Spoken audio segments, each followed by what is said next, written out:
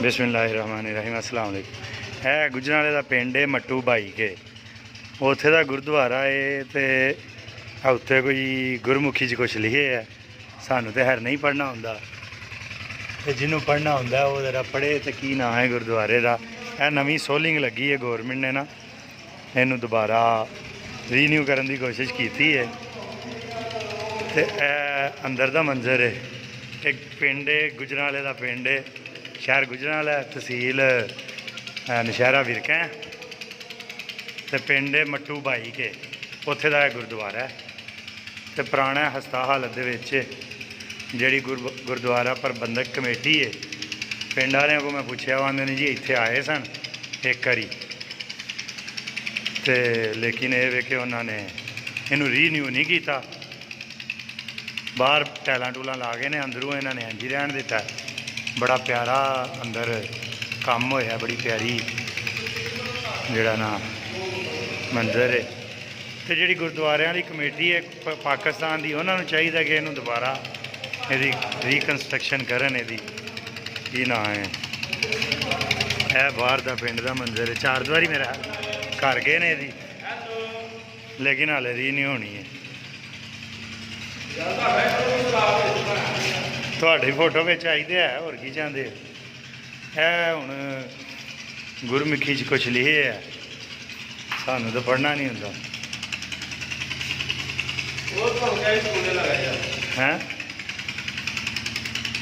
तरीखा भी नाल लिखियां ने, 2009 च कोई बंदा आया सी इत्थे, 2000 च कोई आया सी, सानू तो इन्ना ही पता लग गया। साढ़े मुर्शद शाह साहब भी आए नाल हैं, की बाजवा साहब भी आए ने, टेंड वाले साढ़े जड़े ना बाजवा साहब ने लंबे हस्ता हालत है। तो उन्हों का काम है गुरुद्वारा प्रबंधक कमेटी वालों का कि वो यदी हस्ता हाली दूर करन। इमरान खान ने तो ग्रीन सिग्नल दे दिता है कि इनू तुसी बनाओ, तो पिंड वालियां भी कोई इतराज़ नहीं, पर हुण कमेटी वाले जे ना हलने तो असी उत्थे की कर सकते हैं। है पौड़ियां ने जा रही ने छत गुरुद्वारे की, जी छत वाली बिल्डिंग है।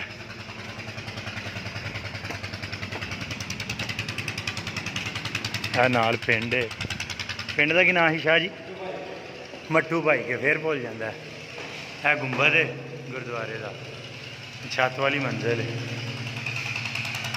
इतने भी इतने कोई लिखाई नहीं हुई।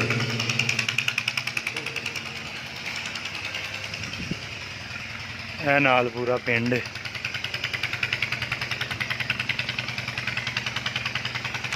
बहुत बड़ा पिंड है, तो पुराना पिंड है। बाकी ये वे कि 4 द्वारी मेरा हाल गौरमेंट ने की है, गुरुद्वारे की जी जमीन लोगों ने कब्जा की सी, उन्होंने कागजात करवाया। वो भी नाल कोई जड़ा ना छोटा जहा भी नाल गुरुद्वारे का हिस्सा है, लेकिन वो पिछे घर जड़ा वो कंध भी वाह पुरानी लग रही है, पुराने दौर की बनी है। तो बोर्ड का दरख्त ये भी वाह पुराना लग रहा।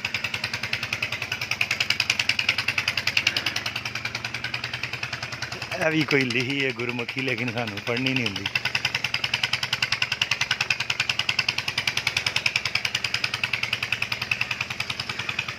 ठीक है, फिर वीडियो ज़्यादा लंबी हो जानी है। अस्सलाम वालेकुम।